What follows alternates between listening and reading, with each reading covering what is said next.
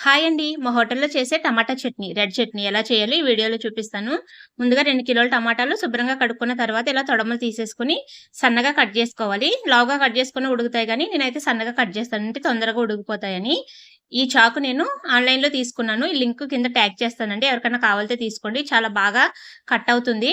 దీని పదును పోయినప్పుడు మళ్ళీ పదును పెట్టుకుంటుంటే చాలా బాగా కట్ అవుతుందండి. నాకు బాగా యూజ్ అవుతుంది. ఆ టమాటాలన్నీ ఒక గిన్నెలో వేసేసుకున్న తర్వాత దీంట్లోకి ఒక కట్ట పుదీనా కూడా కట్ చేసుకొని, శుభ్రంగా కడిగేసుకొని టమాటాల్లో వేసేసుకుంటున్నాను. తర్వాత దీంట్లోకి చిన్న అల్లం ముక్కండి సన్నగా కట్ చేసి వేసుకున్నాను. తర్వాత దీంట్లోకి ఒక గుప్పెడు వరకు ఎండుమిర్చి వేసుకుంటున్నానండి. తర్వాత దీంట్లోకి రుచికి తగ్గ సాల్టు, 2 స్పూన్ల వరకు సాల్ట్ ఉంటుంది. కొద్దిగా ఆయిల్ కూడా వేసుకొని స్టవ్ మీద పెట్టుకొని స్టవ్ ఆన్ చేసుకోవాలండి. తర్వాత ఈ ఉప్పు ఇవన్నీ కూడా బాగా కలిసేటట్టుగా ఒకసారి బాగా కలిపేసుకొని మూత పెట్టేసుకుంటే సరిపోతుందండి. మంట సిమ్‌లో పెట్టుకొని ఉడికించుకుంటే ఇది మెత్తగా ఉడికిపోతదండి. మీరు హై ఫ్లేమ్‌లో పెట్టుకొని ఉడికించుకోవచ్చు గానీ, దాన్ని అంతమను కదుపుకుంటూ తిప్పుతూ ఉండాలండి. లేకపోతే అడుగున మాడిపోతది.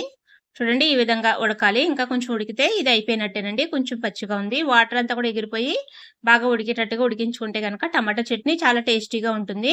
చూడండి ఈ విధంగా మెత్తగా ఉడికిపోయినాయి కదా! ఇంకా స్టవ్ ఆఫ్ చేసేసి మిక్సీ పట్టుకుంటే సరిపోతుందండి.